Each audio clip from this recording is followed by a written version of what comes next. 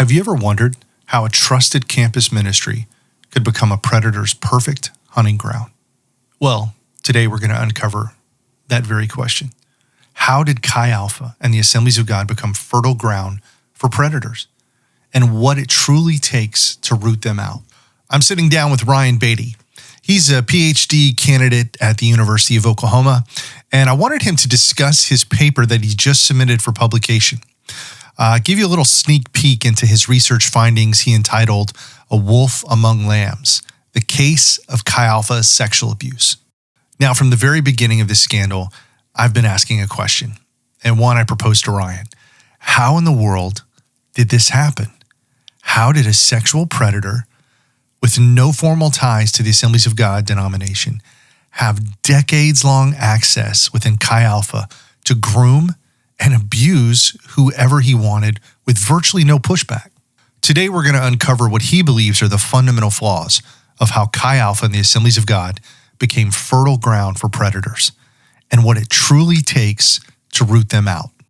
My name is Ron Bloomingkemper, and I created the forum XA in the Lion's Den to finally give voice to the Chi Alpha students and leaders who've survived spiritual and sexual abuse within that ministry. This forum really is a public record that allows them to share their stories because they've been silenced for way too long. So let's get into this. Ryan, tell us a little bit about yourself and why this topic was important enough to you to write about. Well, hi, my name is Ron Beatty. I am a PhD candidate at the University of Oklahoma.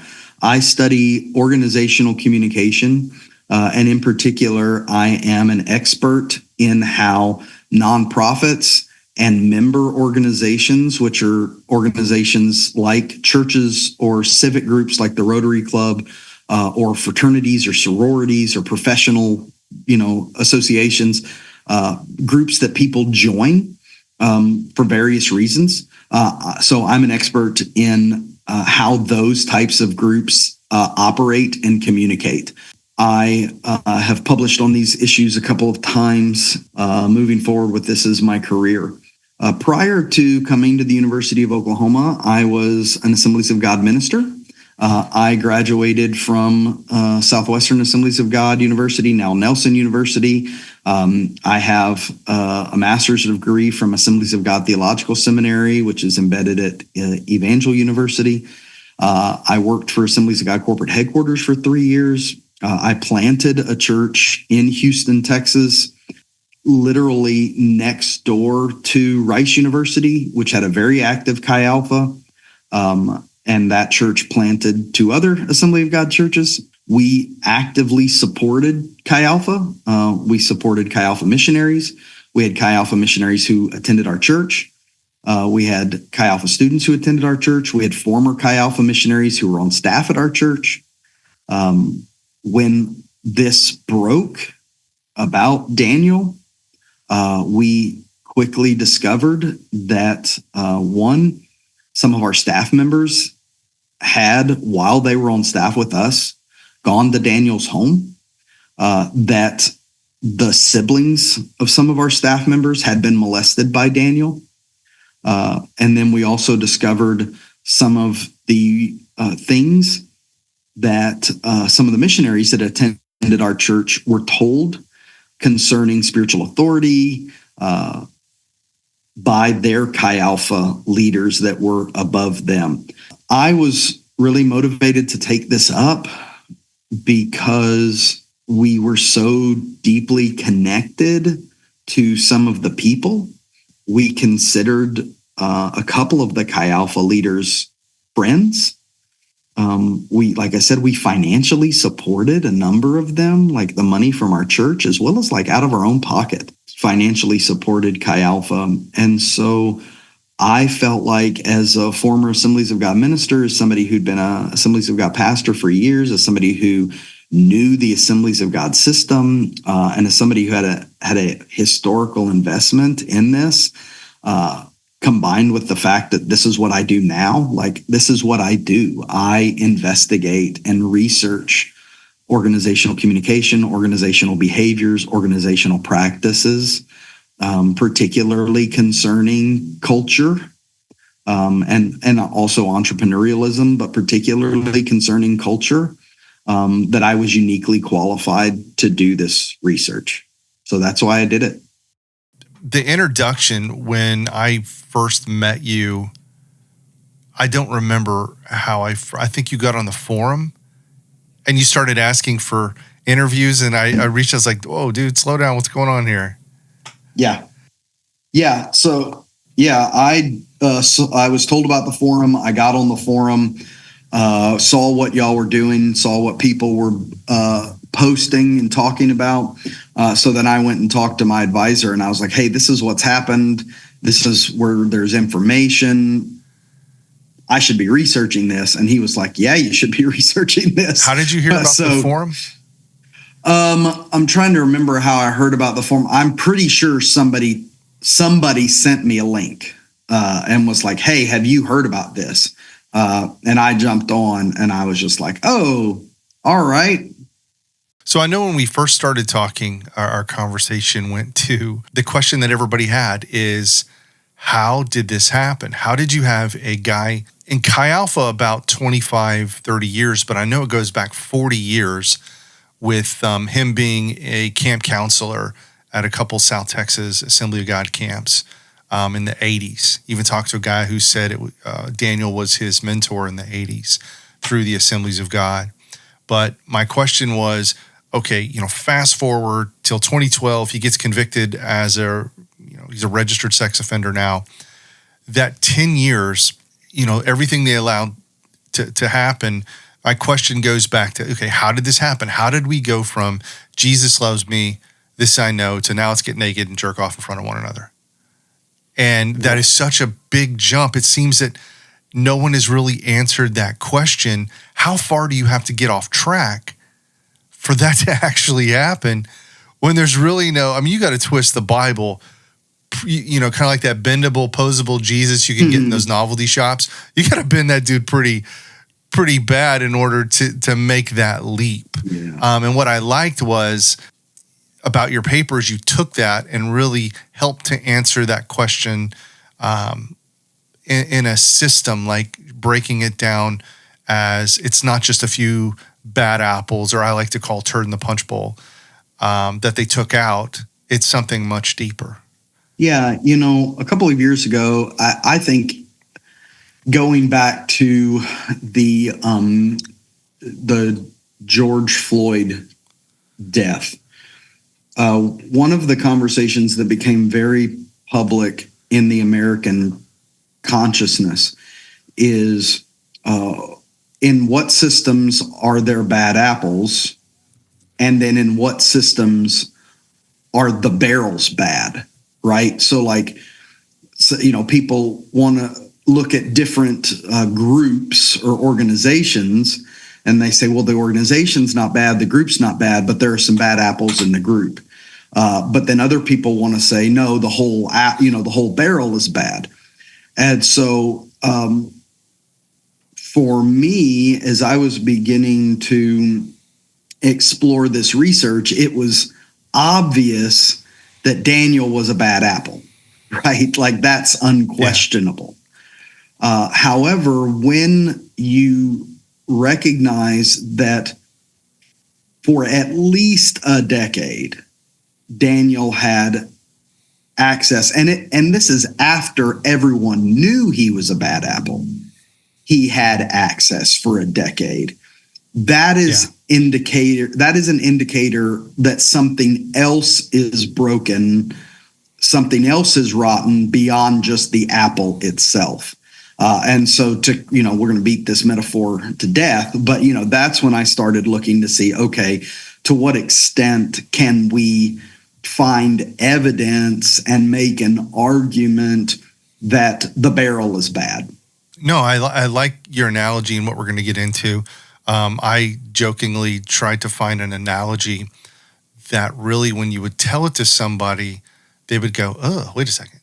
And I use the turd in the punch bowl because if you go, hey, we took you're at a party, you get this big punch bowl, a couple turds floating in it, you take them out, and then you tell them, okay, it's okay now, drink. Immediately you're like, I'm not drinking that thing. Yeah. It's like you just took turds out of the punch bowl, and there could be some at the bottom of the thing.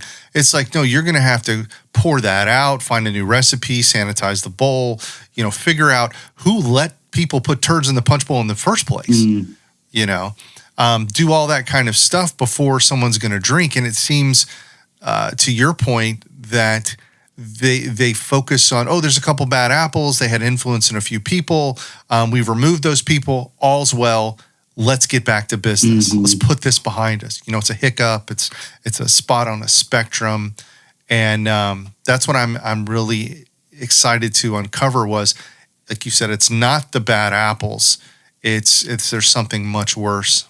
So the way we're going to do this, we'll break this down into like 4 parts. The first part to really lay the foundation on your research, the theoretical background, you call it, is 2 theories. If you could talk us through that, the optimal foraging theory and this member abusive organizations. Yeah. So anytime we are doing any sort of academic research, we either have to understand the phenomenon that we are looking at through the lens of a theory, theories which help us, make sense of the world,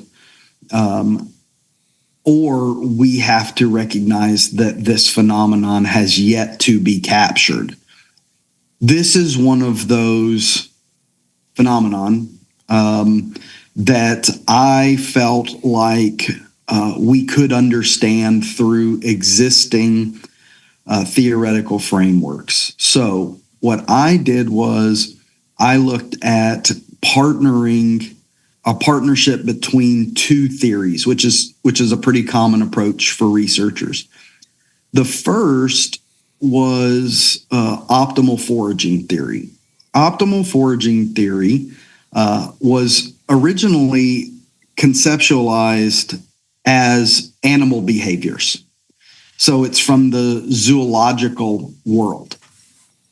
And optimal foraging theory is used to describe how and where animals choose to forage, to gather substance or to gather sustenance, whether like a squirrel collects acorns or a fox hunts rabbits.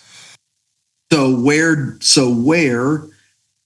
does a squirrel choose to look for acorns? How does a squirrel choose to look for acorns? And then how often and in what ways does it return into the same area? And so optimal foraging theory was used for 40 years to describe how animals collected sustenance. In the early 2000s, criminologists, police officers, people who studied criminal behavior, began to use this theory to understand how criminals act. It has particularly been used to understand car thieves. So what cars do they go after?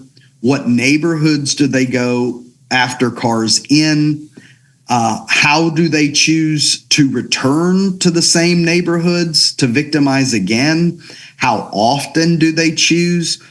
And so for 20 years, people have been studying the behaviors of criminals, particularly car thieves, using this theory to understand. This study that I conducted is the first that we are aware of that applies optimal foraging theory to sexual predators. It makes sense that sexual predators, like any other type of deviant behavior, that are attempting to gather something, whether cars or jewels, in this case, bodies, would have a pattern that they use to identify victims, to gather victims, to return to the same place repeatedly. And so once I identified, hey, this looks like the same behavior, like this this behavior that they're talking about among animals and among carved thieves really looks like what Daniel was doing, Daniel Savala. I then was like, okay, so now I can see how the predator was acting. But why was he able to continually act in the same place with impunity? And so then I began to look at this organizational communication theory called member abusive organizations. Member organizations are organizations that people join. So they're churches. They are civic groups like the Rotary Club. They're fraternities and sororities. They're professional organizations, right? And so they are groups that you choose to be a part of for various reasons, right? Yeah. And in 2016, two researchers named Garner and Peterson coined this phrase, member abusive organizations, in the wake of the Mars Hill Church scandal, looking at how members of that church had been abused over time and how it was the system that existed within the church that allowed for this abuse to take place and to repeat. So I began to look and to say, okay, so we've got this bad actor and we've got this bad setting. And when they find each other, you now have a toxic setting that is ideal for a toxic actor to act in. And so that's what I ended up with here in this paper, was looking at optimal foraging theory, how the predator acts, and then member abusive organizations where the predator acts and what allowed the predator to act. Wow. So going to part 2 is really that case of Daniel Savala and Chi Alpha. Right. So now moving into kind of part 2, the case of Daniel Savala and Chi Alpha, and getting into a little bit of the background that, you know, like I mentioned, Daniel's involvement with the Assemblies of God goes back 40 years in as a camp counselor. I even had somebody tell me that Tim Barker was his youth pastor that took him to a camp, and Daniel was his camp counselor. And I was like, dear Lord. Asked him if anything had happened. He mentioned a few stories, nothing major. But the thing that I really want to know is, how did he get involved in Chi Alpha first? And the first name we have is this guy, Eric Truel, out of Louisiana. I'd love to know how Eric met him, who introduced him, and how that relationship happened to where, I mean, they had that he was on staff. I know they deny that a lot. It may have just been a misprint or something. But the fact is he was very involved with Chi Alpha. And then moving now into the time of events, do you want to walk through kind of what you have in your research, some key incidents? Yeah. So based on the information I was able to gather, Daniel Savala was first introduced to Sam Houston State Chi Alpha leaders, it looks like 1996.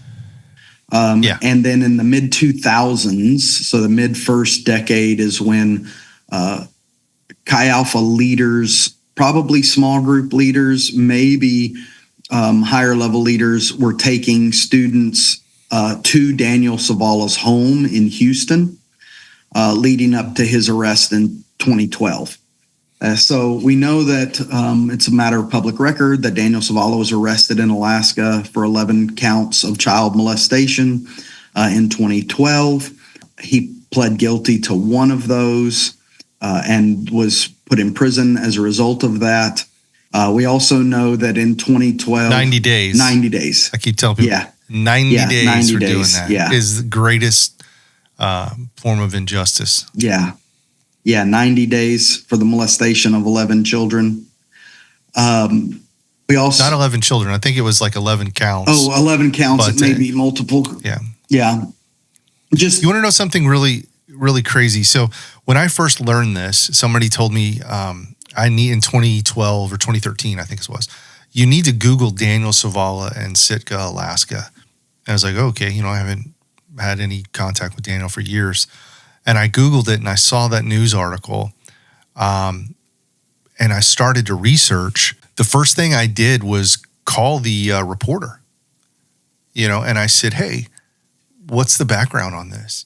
And I remember him saying that there were so many people that came up to talk to him that didn't want to be on the record, but he said it was overwhelming. And now that we've learned it could be up to, I've heard anywhere from 10 to 15 victims while he was in Alaska, and some even maybe who've come from other mission trips. We'll never know really how many there were.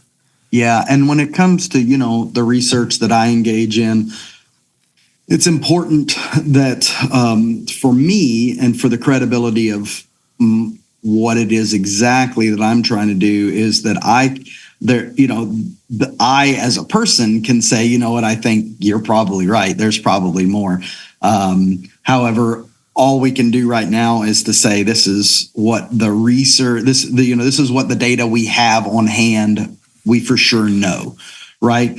But what's interesting and important for the research here, when we talk about the bad apple and the bad barrel, is that we also know that we have this letter from Eli Gotro in 2012 raising $10,000 roughly for Daniel's legal fees, and then sending a young man up there to chaperone Daniel.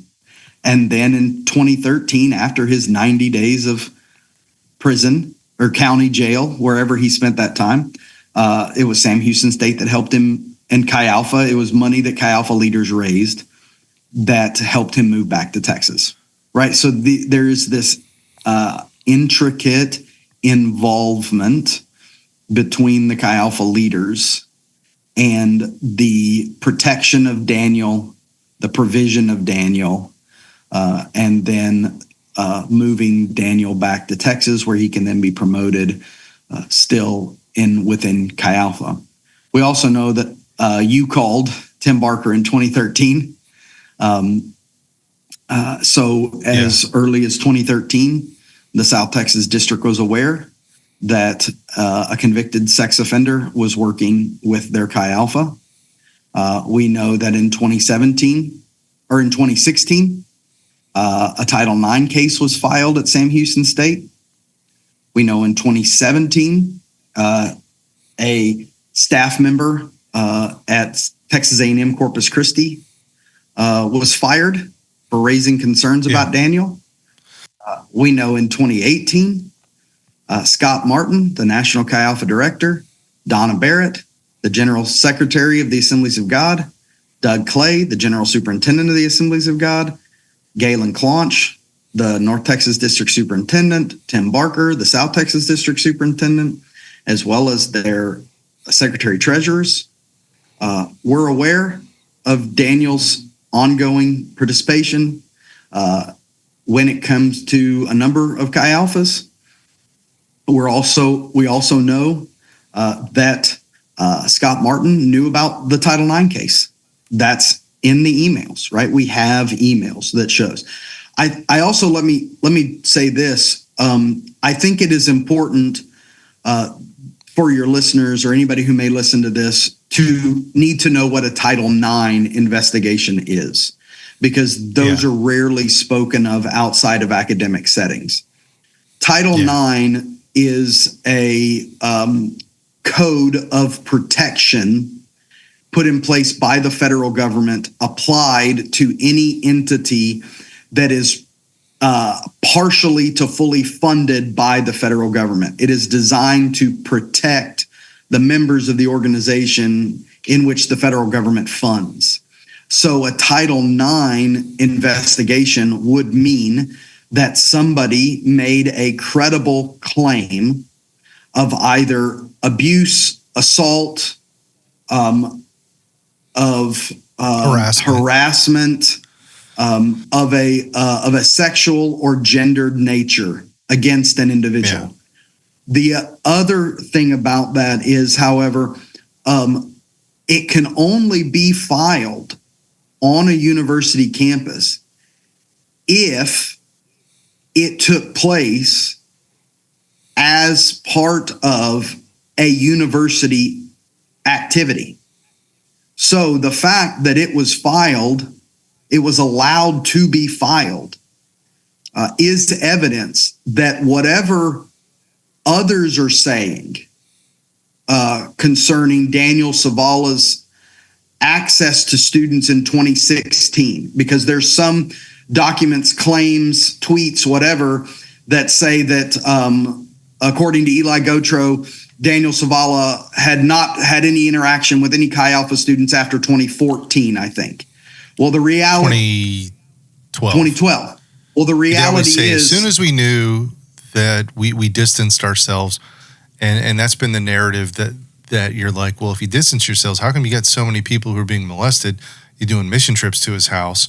Even as of a few years ago, Daniel's sitting in your pews in your church. Yeah. Well, the reality is Sam Houston State University doesn't let someone file a 2016 complaint off of if the person that committed the act isn't seen as being a part of the organization that it's connected to, right? Like that's a good point. If Sam Houston State, if somebody comes to them and says, hey, I want to file a Title IX against Daniel Savala because he assaulted me, molested me, Sam Houston State has to be able to confirm that Daniel Savala had some sort of capacity with an organization that has a capacity with Sam Houston State. Otherwise, they're going to say, look, we're really sorry that happened. However, that occurred in a non-university capacity, so you need to go to the local police department about that. That's a really good point, because I didn't even think about it, because A&M did a Title IX, and they're actually removed from College Station as of we're recording this. The Assembly of God always says, well, he's not one of us. He doesn't have papers. He's not a part of the organization. Well, if that's true, then the Title IX really couldn't have happened if he was not connected to that organization, or like you said, it happened off campus or something. There was a strong enough affiliation in 2016 for Sam Houston State University to allow a Title IX charge to be filed and an investigation to take place. Yeah. If Daniel was in no way affiliated, Sam Houston State would not have allowed an investigation to move forward. Absolutely. And in that case, there was a sexual abuse case, why it happened. And they did everything. And this is my question I've had, probably about a year and a half. Well, actually being in it and trying to warn people for a very long time. This question popped into my head because people were trying to gaslight, all that other kind of stuff. My question to people who were friends, we have no ill will against them. All we wanted to do was warn them. And the question I always had was, what more could we have done to have warned you? Like you're going down the timeline right now.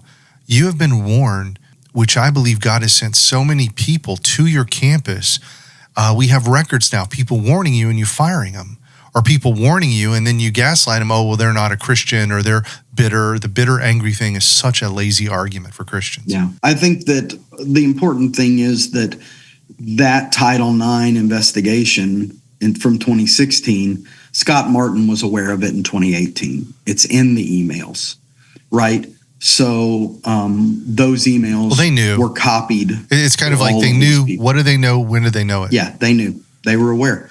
They were aware that he had continued presence and continued access. I'm pretty sure the only one that didn't know is probably the Assembly of God janitor that was working his way through there. It wasn't on the email. I mean, everybody's copied on that email. Yeah, they're all of the full-time presbyters in North Texas and South Texas, and then half of the executive leadership team from the Assemblies of God were aware.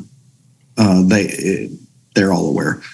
And then we see, things really speed up starting in July 2022, whether that's the arrest of the Texas A&M Corpus Christi Chi Alpha director, the investigation into Eli Stewart by North Texas, the breaking of the story by the Battalion, the Texas A&M newspaper, the launch of the Lion's Den, ultimately leading to the arrest of Savala and Hundle and others, right? So this has been happening, and these dates aren't conjecture. These dates come from timestamps on emails. They come from timestamps on official documents. They come from news outlets, and I don't just mean like Christian versions of the National Enquirer. I mean ABC, NBC, CBS, right? I tell people all the time, this is a marathon. It's not a sprint. Some of these lawsuits are going to take years. The average age that used to say for somebody who is a male who's been sexually abused takes, as a child or maybe a teen or college, takes until they're in their 50s on to their 70s before they'll come forward. And we said, the thing is you cannot, in my opinion, and from what I've heard talking to a lot of different other trauma abuse counselors, it's really hard to get fully healed unless justice happens or there's some kind of accountability. Because the church, like I remember the quote that always sticks with me was this one girl who was abused in the church setting said, it wasn't so much the abuse that was the terrible thing if you compare it to the way the church handled it. Mm-hmm. That was much worse, how they gaslit you, excommunicated you, all that kind of stuff. People you thought were your friends are no longer your friends anymore because they think it makes the church look bad. And it goes back to that, the opposite of what Jesus said. We're going to leave the 99, rally against the one to protect them. In this corporate American church setting, it seems that we're going to just say, forget the one, and we're going to rally around the 99 because we got bills to pay. Right. We have a reputation to protect. Okay, let's get into now the meat of it. Part 3 is the cultural and structural dynamics enabling the abuse. So you can start off with your the one question that we really asked, or that I asked in the very beginning. I love that you took it. You can read your question and kind of take it from there. Yeah. So in any sort of research, you're going to start with either a hypothesis or a research question. And so my research question, and I only developed one for this study, but it was what cultural and structural elements at the local and national levels contributed to a sexual predator's prolonged participation with a religious organization. So what was going on at Chi Alpha locally and in the Assemblies of God that allowed this to happen? What were the structural elements? What was going on in the system that enabled this to take place? Now, I wanted to answer this question well. I didn't want to guess. One of the things that frustrates me as a researcher and just as a thinking person is reductionist arguments. So when people try to take an extremely complex issue with a number of variables and contributing factors and boil it all down to like one thing, well, that doesn't solve and it doesn't help, right? It's just this one thing, right? Ultimately, this happened because this one thing. No, it's never the one thing. And quite often it's both, it's multiple things. And even at times, it can be things that are antagonistic towards each other, right? It can be two things at the same time. that often operate in antagonism against each other, but in this setting contributed to this horrific situation. So in order to understand it, I conducted what's called a case study, and I followed an approach taken by these two researchers named Lucas and Fike.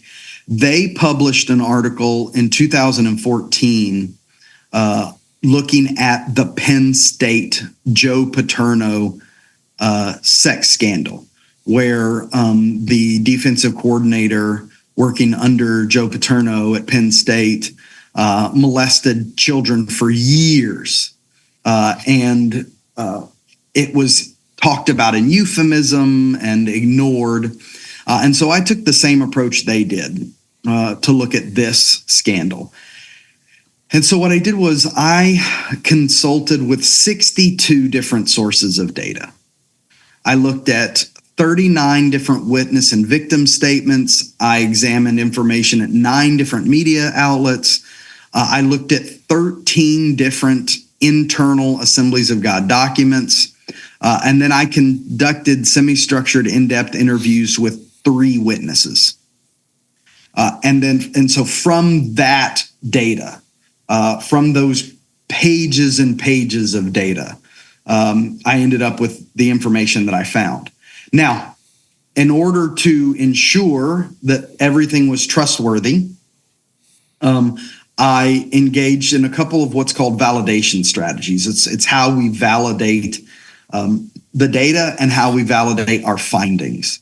So number one is I engaged in member checks, which means as I was trying to make sense of the data, I would talk to people who were there. I would talk to witnesses, I would talk to victims, and I would say, is this correct?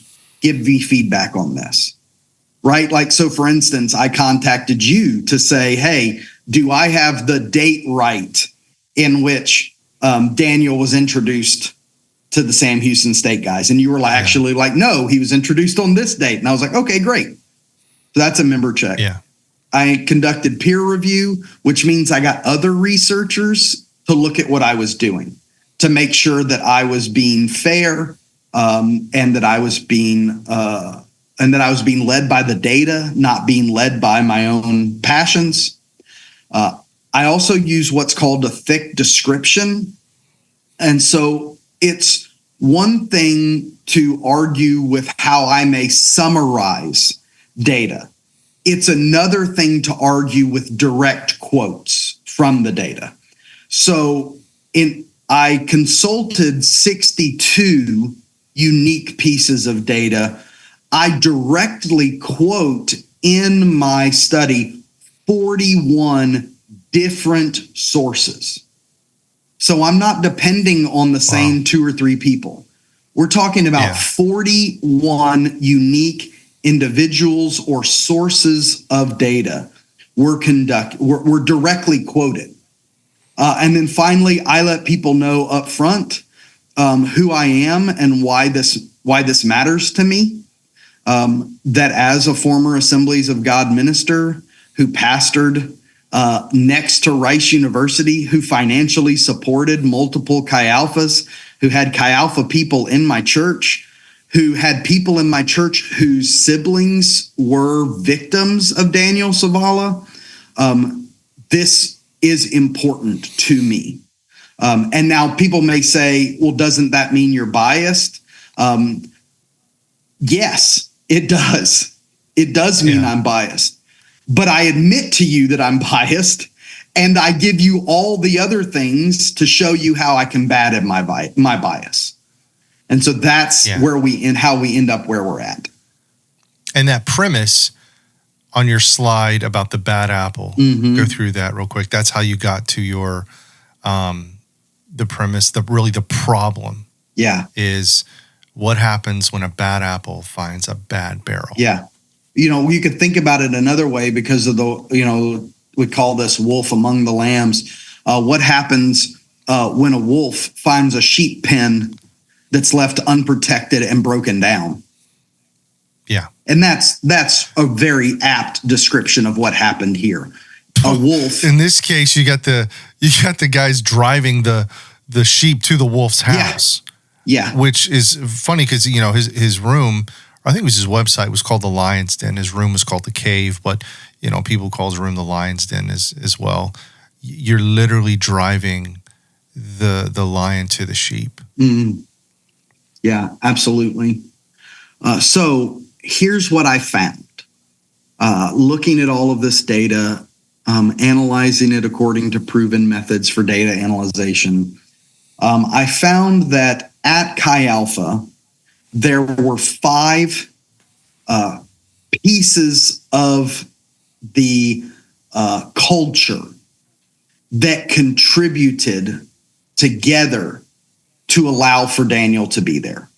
And not just allow for him to be there, but allow for him to operate in and among them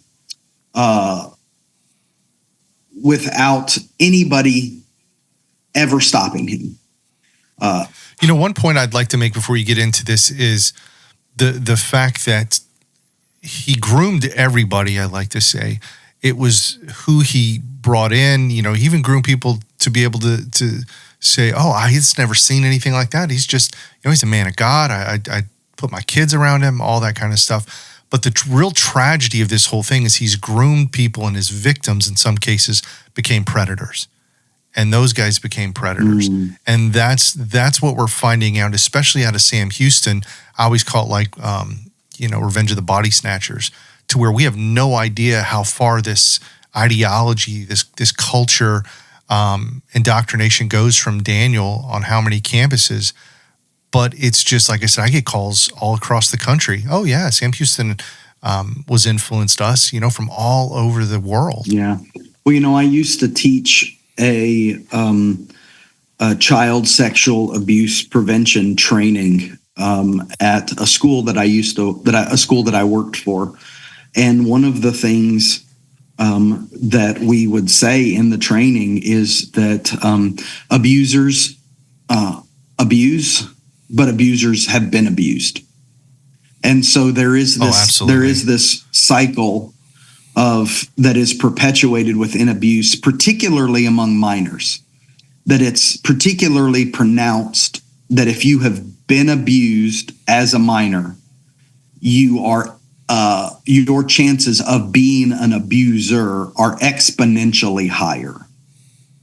Yeah. And so, of course, there's a domino effect, right? Yeah. Well, I like that your findings, like I said, we'll go through there. There's 5 of them you found within the Chi Alpha organization. Mm-hmm. Yeah. So the first one is Chi Alpha had a culture of elitism.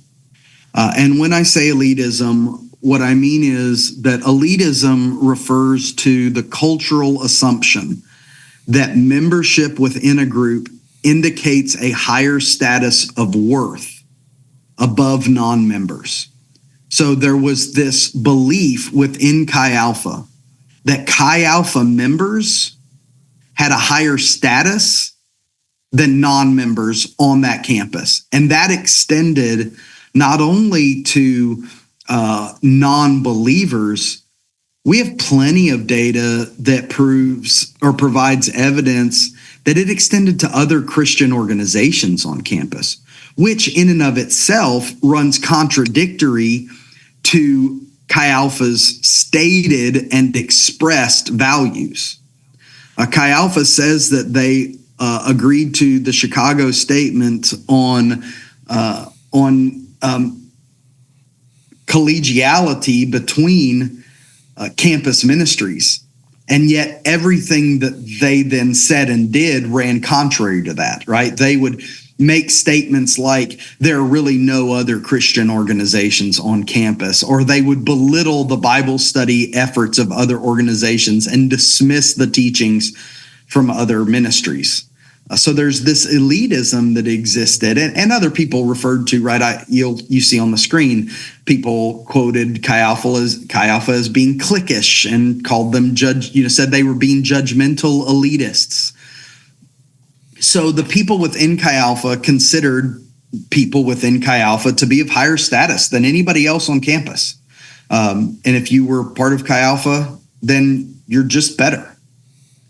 And there's really, unfortunately, no other way to put it.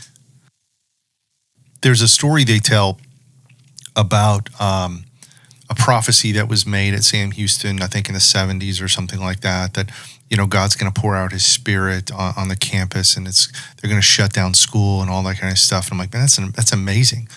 But what I find funny is it doesn't mean it has to come through you.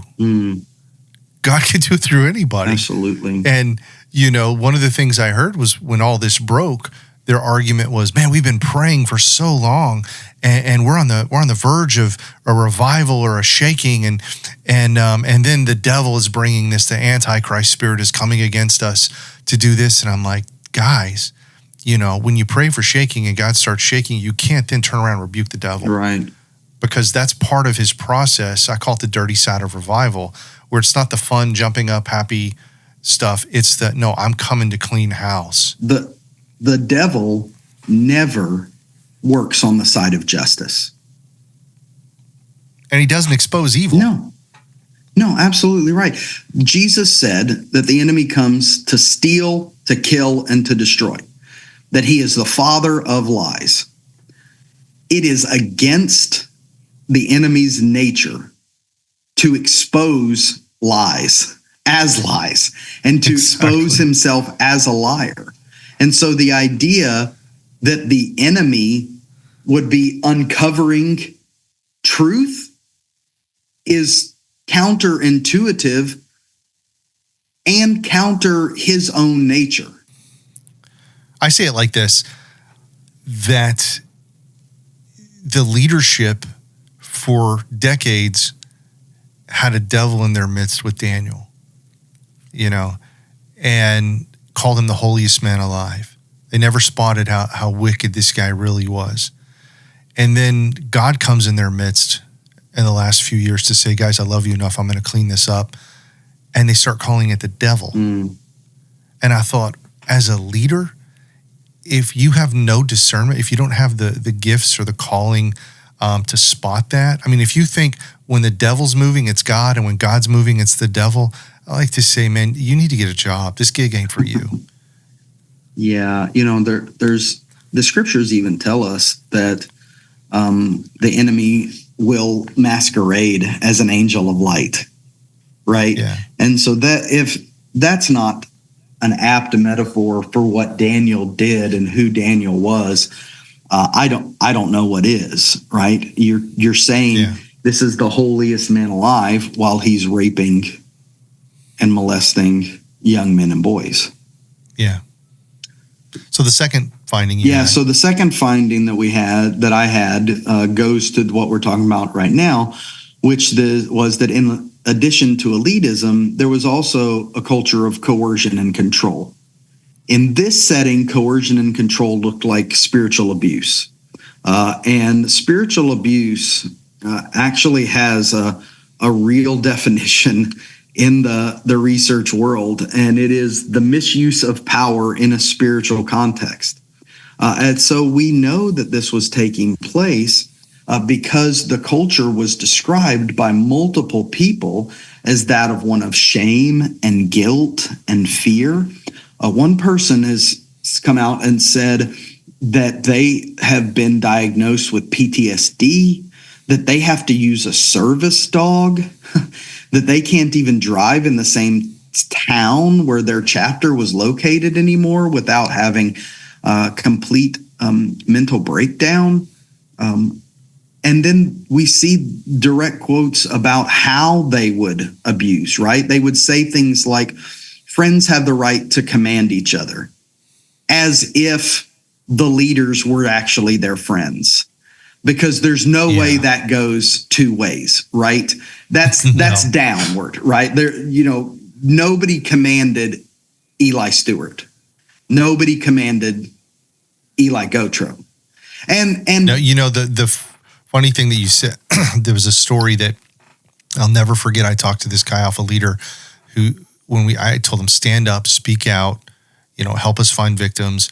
And he's like, there's no way I'm coming against Eli Stewart. I was like, why?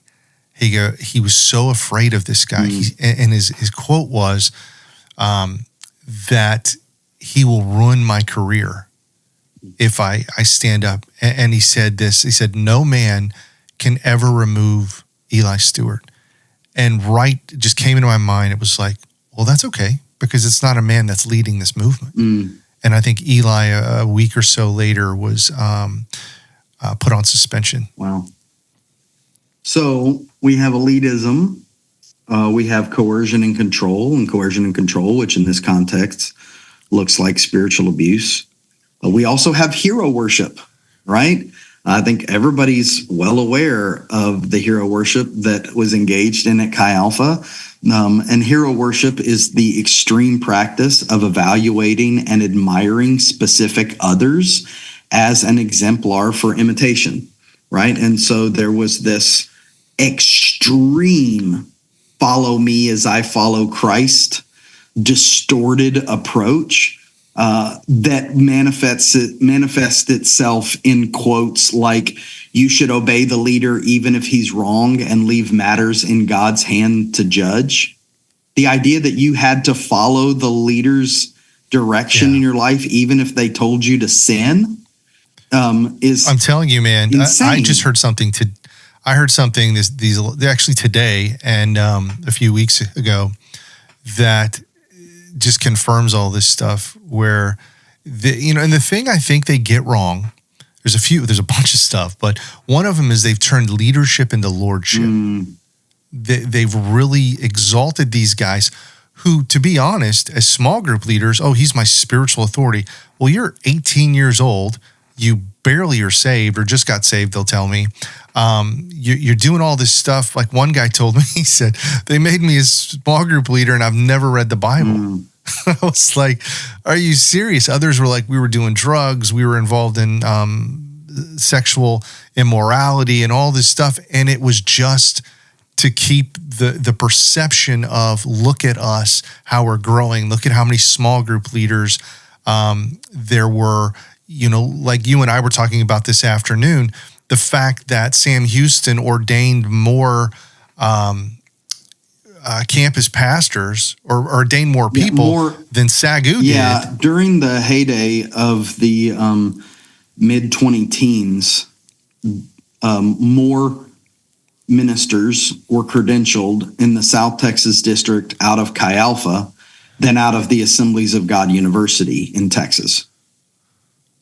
I mean, when you're producing that kind of money and power and all of a sudden now the voting right, with these Chi Alpha students, I mean, I've had pastors tell me we can't even do anything in our district because we get outvoted, however many to just a few pastors.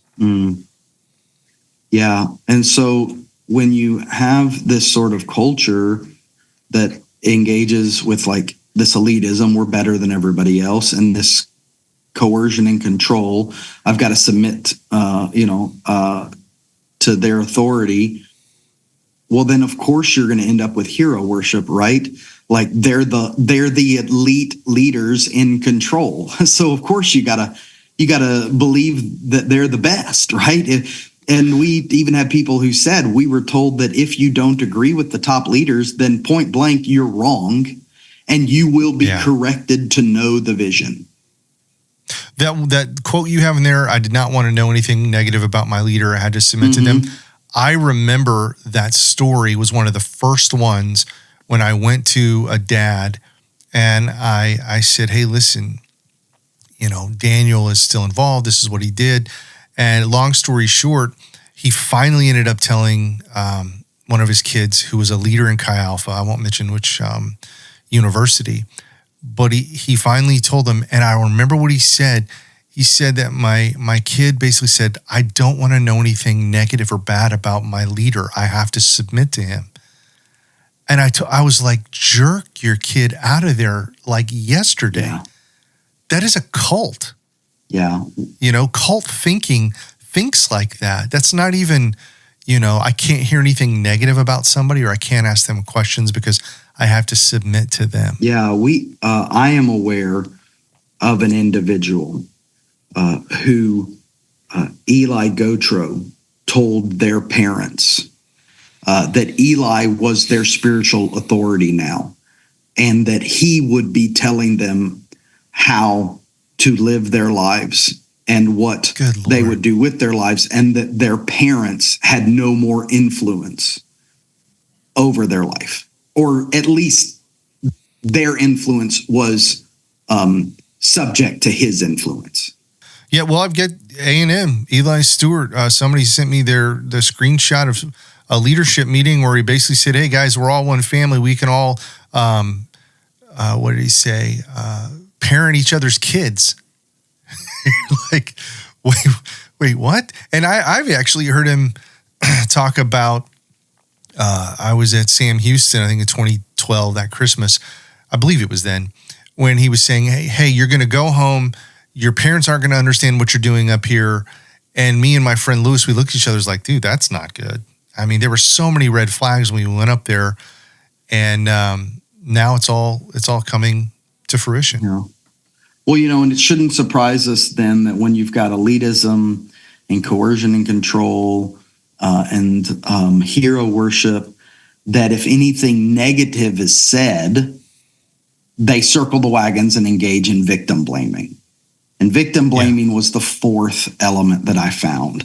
And so victim blaming is the attribution of negative events to the internal character or actions of a person on whom the events fall, rather than the external circumstances and causes of the events. So it's saying that basically you deserved this bad thing to happen to you, or this bad thing happened to you because there's something wrong with you, not because whoever perpetrated this bad thing was wrong. While that's difficult to believe, of course, this would occur when you've got elitism and coercion and control and hero worship. And the results are that we have people who said that they were told when they talked about their molestation at the hands of Daniel that they were full of shit. That's a direct quote. That was and it was, that direct quote is attributed to the deputy director of Chi Alpha at Sam Houston State at the time. Yeah. And so that person you saying you were molested by Daniel, you're full of shit, you're working with the devil, you are the enemy. Same person said that if anyone's hurt in ministry, it's your fault. It's your fault that you got hurt. And if you leave Chi Alpha, you're leaving the faith. And then anybody who was molested is to blame for the molestation because they weren't spiritually strong enough to keep it away, right? They were completely unable to accept that there was any weak spot in their armor. And so they had to assign an attribution. They had to blame somebody else. And the only person left to blame was the person that it happened to. So that's what they did. Yeah. And like I was saying, the same guy I was talking to confronted Eli Gotro and said, well, what about this guy? He told you and or warned you or something. And I remember him saying, well, dude, Ron's not even a Christian. He's bitter. He's angry. That's what he told me. And that's been the narrative for a very long time. Like, guys, I've not been angry for a decade. It's like I wanted nothing to do with this. I was healed. I was moving on. It was, that meeting that we were invited to, and my pastor came back and said, you're not going to believe this. We were invited to a meeting at this guy's house with all these kids in Chi Alpha. And he's like, they're promoting Daniel Savala. And I'm like, the registered sex offender? He's like, you need to tell the guy who invited us. And then that led kind of onto this journey. But victim blaming, you're right, is such a, I call it a lazy argument when you just go after the people. Every time someone posts something and shares their story on the website, I will get I don't know how many emails from the church or different people. Well, that's not true. This person is like this and this. I was like, okay, maybe one or two, but our forum has over 3 million page views, and there are hundreds and hundreds of testimonies and stories and comments. I don't know how you went through it all, to be honest with you. I don't think I've read all of it. Yeah. Well, I actually addressed this in the paper in my methods section, and I talk about how that, we would be foolish to not consider that there are some people who have various motivations as to why they would make certain comments or statements.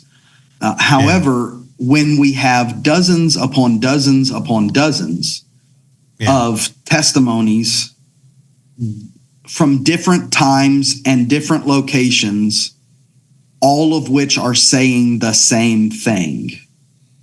It's the common denominator. There is a common thread that repeats itself over and over again. It's, you have to say, okay, are these 50 people lying, or are these 6 that have that are the subject? Everything to lose. Right. Yeah, that are the uniting thread here, right? And that have everything to lose, like you said. And so there's you can only come to the conclusion that something's not right in Mudville, right? Mighty Casey has struck out. I tell people all the time, for everything you read on there, I've got probably 3 to 4 stories that we're either not allowed to post, or they said don't share my name, or don't share my story. I mean, I have hundreds. My phone is like got all these numbers. I have no names in them. I'm like, oh my God, this is so embarrassing. Texting this person going, who are you again? Yeah. And, but yeah, and that's the thing. I look for common denominators, and now I'm getting calls from all over the nation. I mean, literally. And the sexual abuse isn't the big thing. It's the spiritual abuse. And which goes back decades. Well, the sexual abuse is able to occur because the spiritual abuse occurs. And that's the next point here, is that the 5th element is this normalization of sexualization. But what's important to know here is that normalization of sexualization was introduced by Daniel only after these previous 4 elements had been ingrained in and were the norm of the culture at Chi Alpha. He was able to introduce the normalization of sexualization. Physical sexual abuse was able to occur because spiritual abuse had been occurring.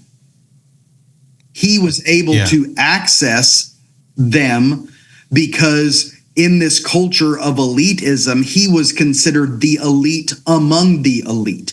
He was the hero to the heroes.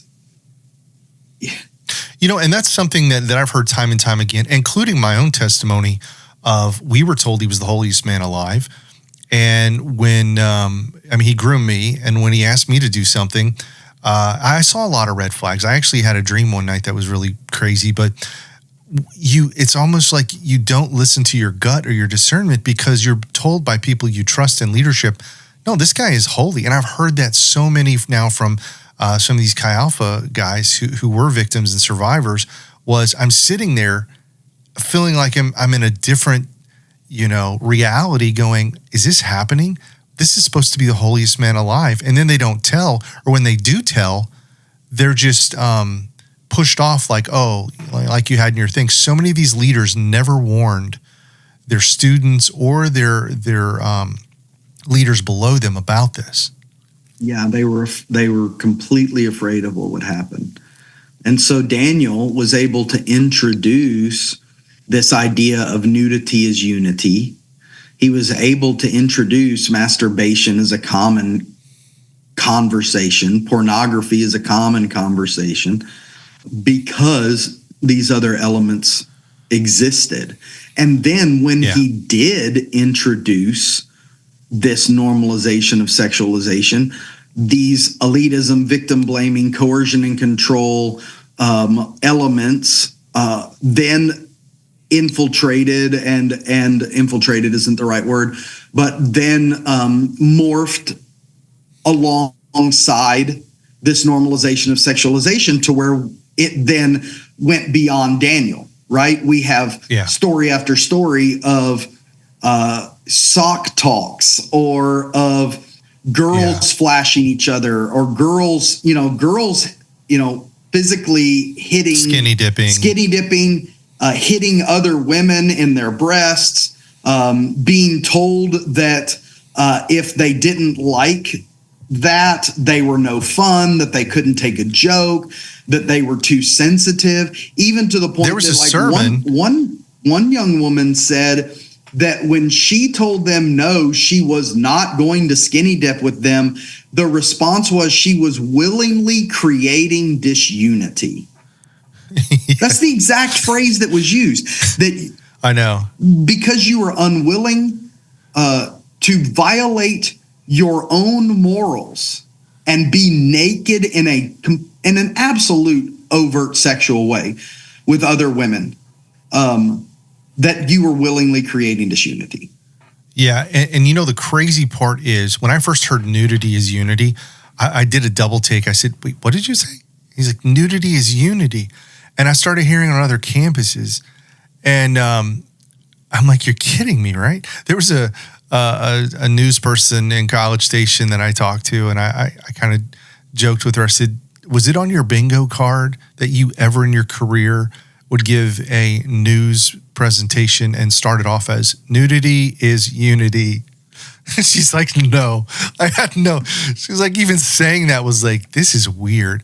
But that was the culture that a lot of these guys, like somebody sent me this where they would say, true friends and brothers, we know each other's penis size. True friends and brothers, we talk about our sex lives. We have one guy said his pastor during a Bible study, he's like, man, I got my knob polished. Yeah. I was like, what? And he's like, yeah, I just got a blowjob from my wife. I'm like, this is a freaking elder in the church. Yeah, that is how demeaning of his wife, right? Like first and foremost, to feel as though you can speak in such a dishonorable way about your spouse, and such a demeaning way about your spouse is completely deplorable. Okay, going back to your analogy of it's not just bad apples, but it's a bad barrel. Mm-hmm. The barrel in this illustration is the Assemblies of God.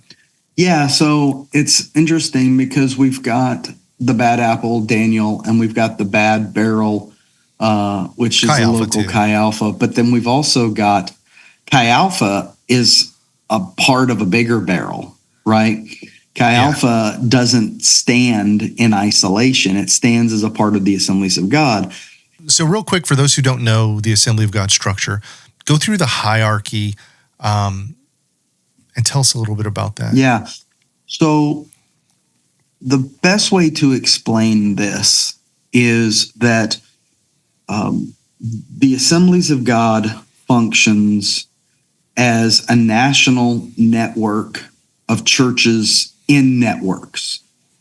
So the local... They hate saying they're a denomination, right? They don't say they're a denomination. They say we're a fellowship. A voluntary cooperative fellowship is the language of the Assemblies of God, that they are a part of a voluntary cooperative fellowship. And the reason there's actually a legal distinction, and which plays to the very heart of this paper. If you are a denomination, you have responsibilities that a voluntary cooperative fellowship does not legally have. Now, that doesn't mean that you don't have moral responsibilities, ethical responsibilities, and most importantly, that you don't have kingdom of God responsibilities. But denominations have legal responsibilities that a voluntary cooperative fellowship does not have. So in the Assemblies of God, there are regional networks of churches that they call districts.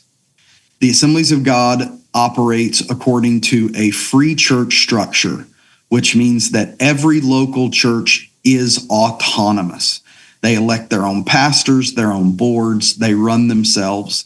And then of the church's own volition are a part of the Assemblies of God. They join the local regional network, which is generally called and historically been called a district. And there's something like 62 something-ish districts in the United States. Some states like Texas are extremely large, both geographically as well as population-wise. So there's multiple districts in a state. Some districts overlap multiple states because the region is smaller and are less populated, whatever. So the Assemblies of God consist of these districts, and every one of these districts have corporate offices. But the Assemblies of God as a whole also has a corporate office.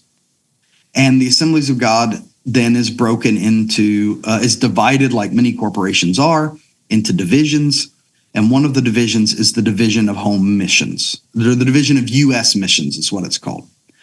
So there's the division of U.S. missions, which is run by the director of U.S. missions, which is a member of the Assemblies of God executive leadership team, one of the top 6 corporate executives in the Assemblies of God, somebody that is elected by the Assemblies of God ministers at their general council on a 4-year cycle. So within the division of U.S. missions, there is the Department of Chi Alpha Campus Ministries. Chi Alpha Campus Ministries has a national director, a training coordinator, and a number of other office corporate personnel. The Department of Chi Alpha works in conjunction with the Division of U.S. Missions to send out U.S. missionaries.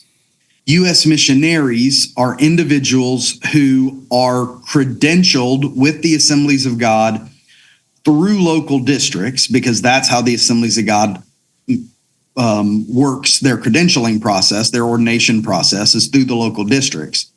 But it is nationally that someone is given an appointment as a U.S. missionary. And an account is opened at the national office. They raise funds to financially support themselves, and all of that money funnels through the general council and then is distributed monthly in the form of a paycheck to the U.S. missionary, as well as to a work account. They withhold taxes, they withhold for medical insurance, and they also withhold a service fee percentage to fund the national office to manage these things for them. The fellowship. The fellowship, yes. Now, if you were to look at all of that on a flow chart, it would be pretty clear. Yeah. The problem then, however, starts that when you are appointed as a U.S. missionary within Chi Alpha and sent to a university that exists geographically within a local district, who are you responsible to? I heard a guy tell me, some campus pastor who is actually leaving. He goes, Ron, I got like 9 different bosses. I was like, what is it, like Office Space? Yeah. You know, it's like, he goes, yeah, and he listed them all. I'm like, well, how do you know who you're supposed to? It's just the most confusing crap I've ever heard. Yeah, and so U.S. missionaries and U.S. missions outposts, like local Chi Alpha chapters, there is a U.S. missions manual. And up until earlier this year, when it was completely revamped after a new U.S. missions director came in, the line concerning oversight and accountability for Chi Alpha was literally a line.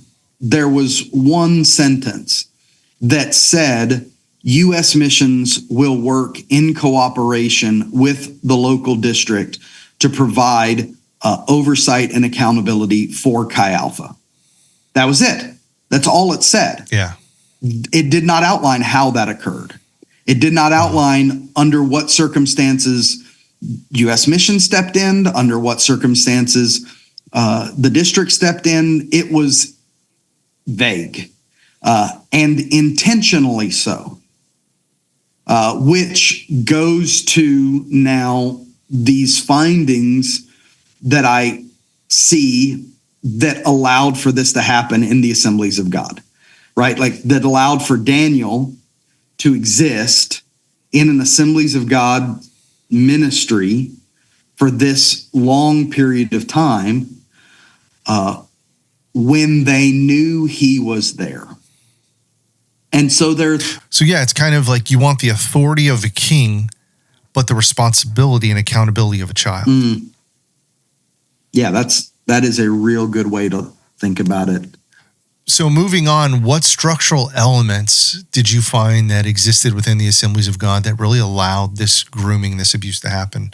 Yeah, so I found 3 different institutional contexts that supported Daniel's access. The first is a phenomenon that's called differentiation.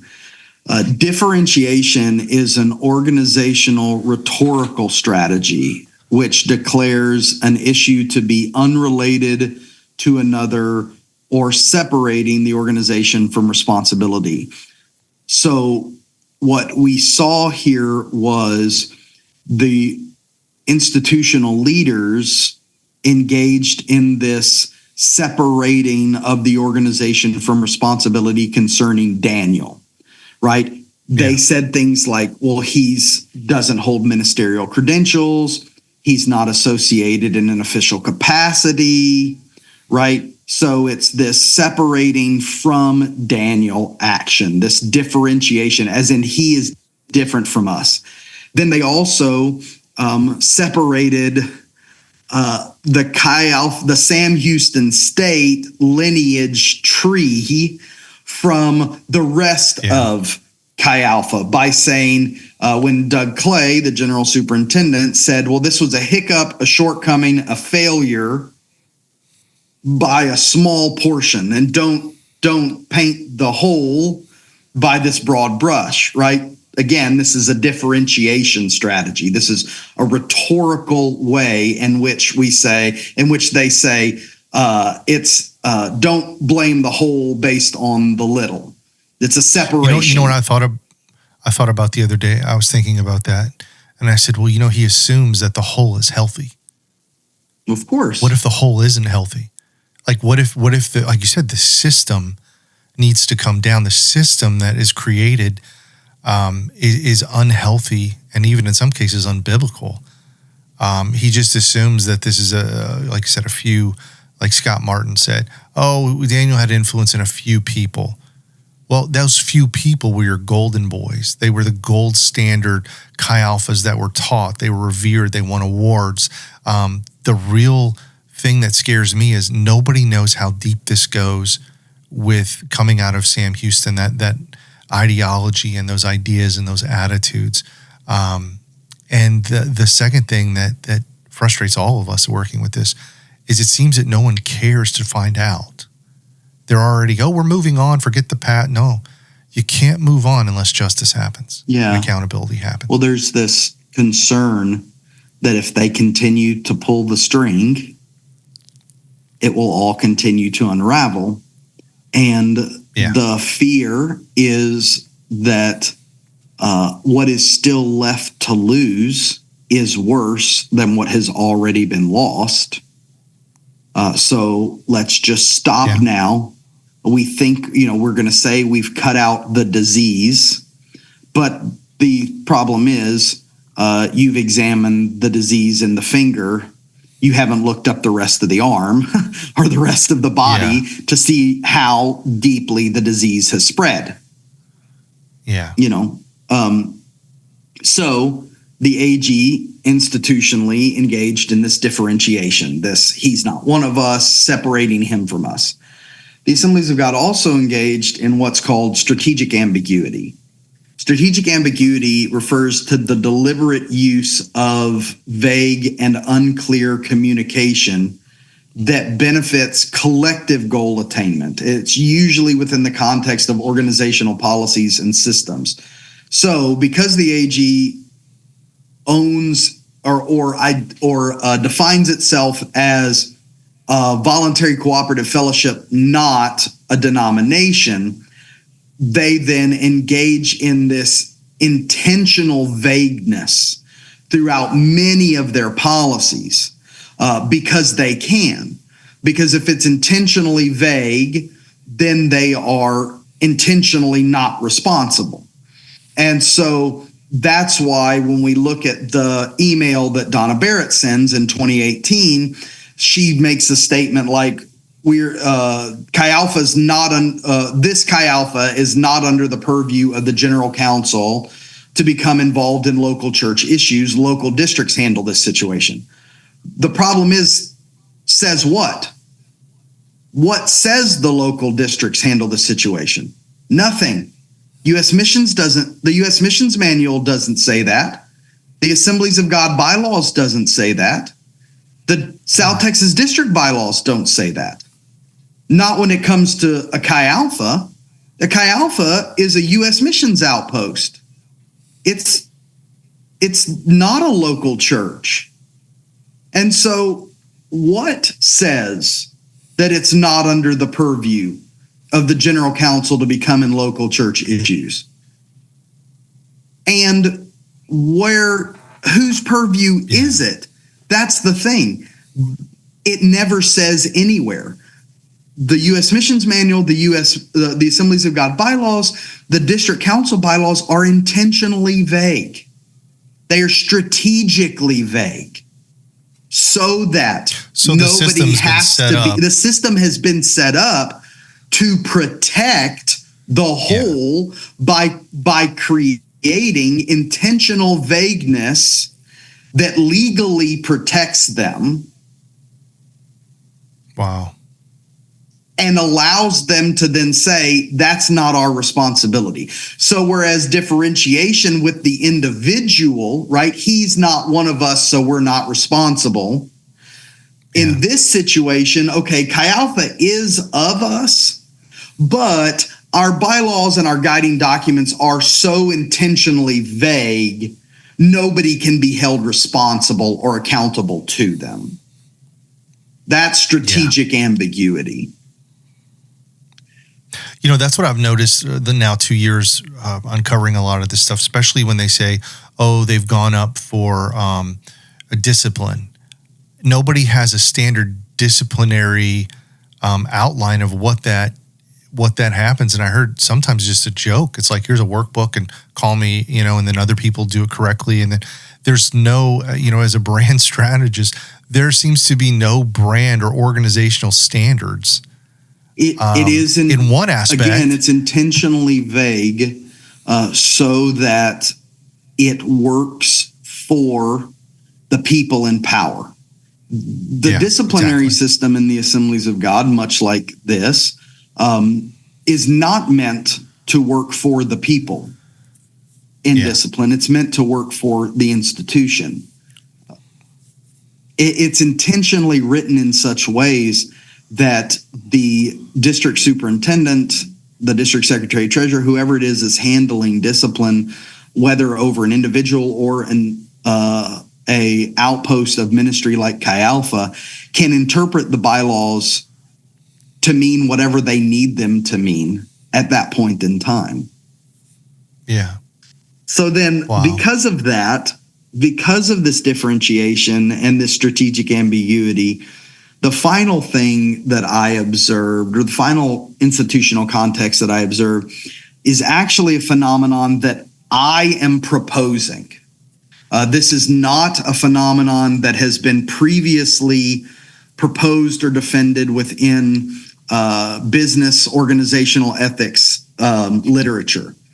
So I'm proposing the idea of organizational moral negligence.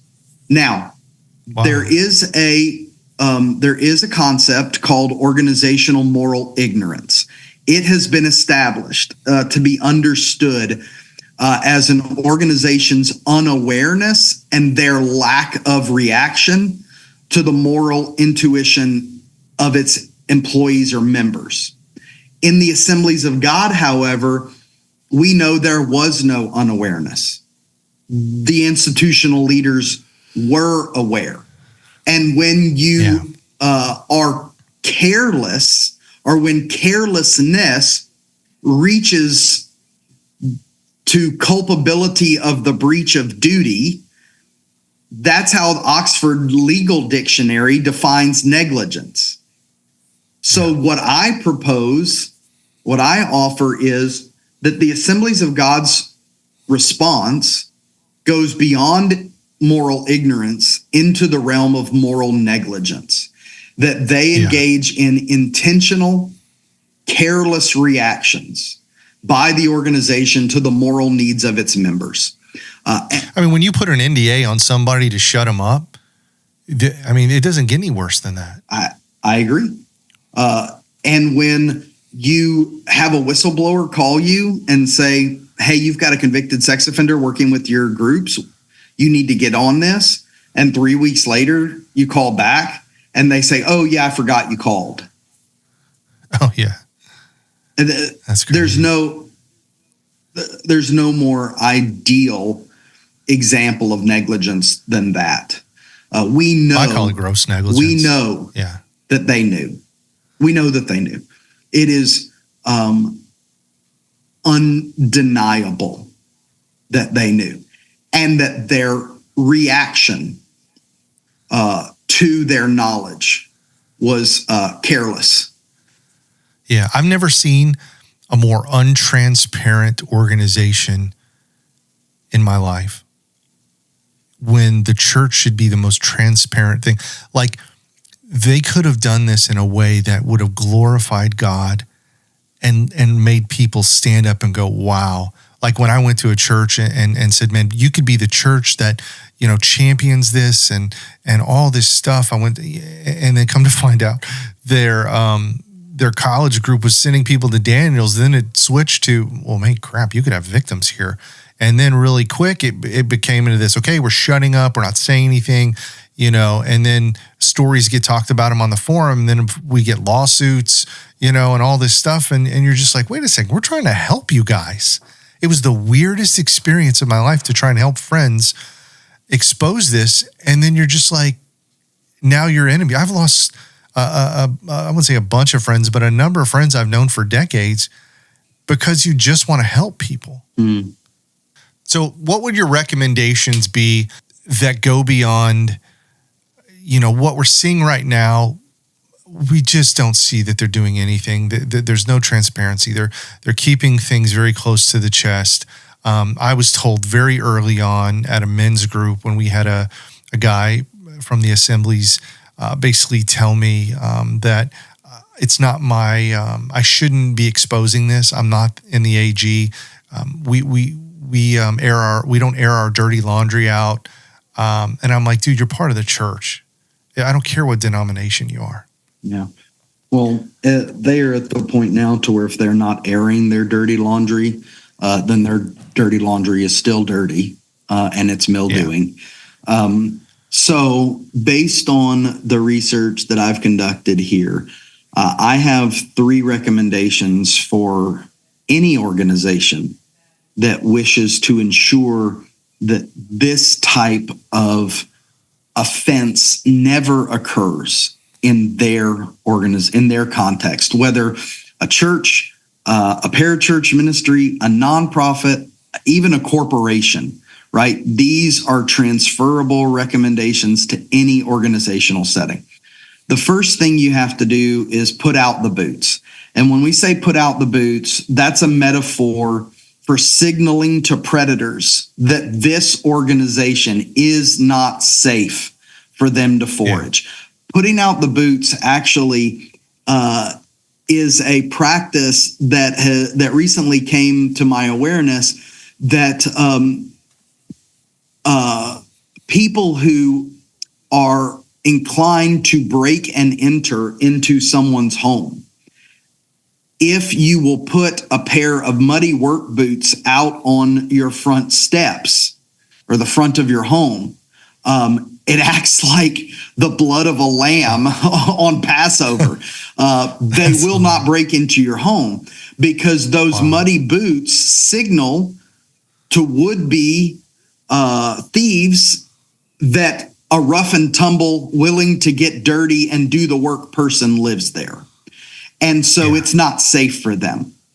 So you have to signal in your organization that your organization is not safe for them.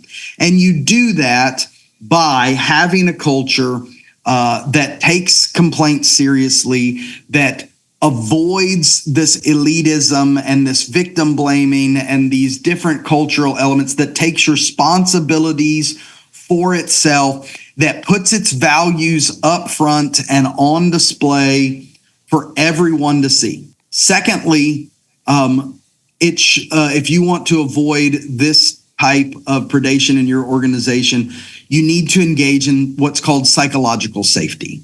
Psychological safety is an organizational culture that supports, encourages, and protects its members. Okay, it provides them an opportunity to feel emotionally and psychologically safe and physically safe as parts of the organization, that they are valued members, that this is not a place in which they will be abused and hurt. The last recommendation is that you have to not only allow for, but you must have mechanisms that allow for and a culture that expects upward descent. Upward descent is a form of member voice that communicates feedback, particularly negative feedback, against an organization's policies, values, and actions. And so you've got to be an organization that says there is nothing so sacred in this organization that somebody can't say, hey, are we sure that that's the way we want to do things? Now, I'm not talking about questioning Orthodox Christian faith, right? Like, I'm not talking about, well, your Pentecostal church needs to allow people to say, was Jesus really God? I don't know that we need to, you're not inviting dissent concerning Orthodox Christian faith. However, you are not only inviting dissent, but you have created mechanisms to facilitate dissent concerning like policy decisions and the way that you communicate about the organization and where your organization uses its money and how it goes about hiring and firing and things like that, right? Like those types of mechanisms need to be able to be examined with transparency and on occasion scrutinized. And so if you engage in these three contextual institutional contexts and cultural aspects, you will have a better chance of prohibiting predators like Daniel Sabala from having initial and ongoing access to your organization. And it would... Why? Go ahead. I was just saying, it would be my recommendation for anybody who's listening to me that has influence, whether in their local church, their workplace, civic groups that they're a part of, that they bring these recommendations to the leaders and say, hey, we need to make sure that these recommendations are part of our culture. And it is my heartfelt recommendation that the Assemblies of God does the same. Yeah. What would be their motivation to do it if they, and I don't know this for a fact, if they don't think there's a problem, or if the system benefits the people at the top? What I've experienced the last 2 years was the fear that is so ingrained in the culture not to speak out, not to dissent. I don't really know how you would fix that, or if there are enough adults in the room that could say, we need to fire all these guys and start over. I mean, the same team that was there who allowed this to happen, it's like a management team. Yeah. If this happened on your watch, it's time for you to step down and hire people that are going to put these things in process. It is so crazy to me that people that broke it now want to say, well, I'm going to fix it. Or, oh, this campus pastor now, Yeah. oh, we put him through a 5-hour class. He's all better. Yeah. When Enron failed, they didn't let the people that drove Enron to failure try to fix the organization. They were fired. Exactly. They were thrown in jail. They were bankrupt, right? You don't let the people who got you in the situation that you're in, that is this terrible, be the ones that get you out. So this is what I know as an organizational communication scholar and expert. The number one goal of every organization is to exist. Yeah. And the number one goal of every organizational leader is to make decisions that enable the organization to continue to exist. In member organizations like the Assemblies of God and others, the Assemblies of God is not alone in this. We have seen the way the Southern Baptists have handled their sex scandal. We have seen the way the Catholic Church handled their sex scandal, right?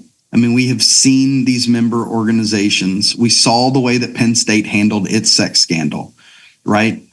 These organizations immediately do what it takes to protect the entity as a whole, and they will sacrifice their own members to ensure that the entity continues to exist. And most often, that the entity continues to exist unchanged, because the entity in its current makeup works for the people in charge. It worked for them, and it continues to work for them. And so when it works for the people who are responsible, they are under no motivation to change. Yeah. They have to assume that the barrel is fine and it's just bad apples, because if they accept that the barrel is bad, then they have to ask, are they the product of the bad barrel, or are they themselves bad barrels? Yep. And that's not right. That is not an introspective question that they want to ask. In this situation, for the Assemblies of God, for its institutional leaders, for its ministers, to repent of this means that they must change their minds on how they perceive and accept Chi Alpha Campus Ministries to operate and move forward. They cannot make small alterations. They must see the sin that has existed and no longer tolerate it. They also must reject and change their mind concerning how the system operates that allows any of this to occur, because this is not the mere actions of a handful of people. These are bad apples who flourished in a bad barrel. And the Assemblies of God has got to replace its barrels. You got to get new barrels. Repentance requires getting new barrels. So today we've unpacked how the system within the Assemblies of God and Chi Alpha allowed predators like Daniel Savala to infiltrate, groom, and abuse students for years. We've exposed the raw truth behind the loopholes and the cultural norms that facilitated this cycle of harm. This just isn't a tragic story of a few bad apples from the past that some would want us to believe. It's an ongoing crisis that demands action. The system is flawed, and it needs to be completely overhauled if student safety is going to be a priority. This reminds me of something Boz Tavision said. Boz is our lead attorney and the founder of Grace, which is a godly response to abuse in the Christian environment. He said, what's most alarming is how easy it's been for a registered sex offender to enter the world of Chi Alpha.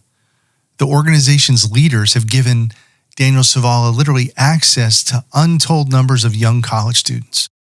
I want to say thank you to Ryan. We so appreciate your time and all the work you've done. I know it's taking you about 1.5 years to write all this up. I know after listening today, we've got more clarity into how and why the largest spiritual and sexual abuse scandal in the Assemblies of God and Chi Alpha's history was allowed to happen. I'd like to thank you guys for listening. Once Ryan's paper is officially published, I'll be turning this into a proper podcast. And remember, your story matters. You're not alone. You're not crazy. And you're not the only one going through this. God bless you guys.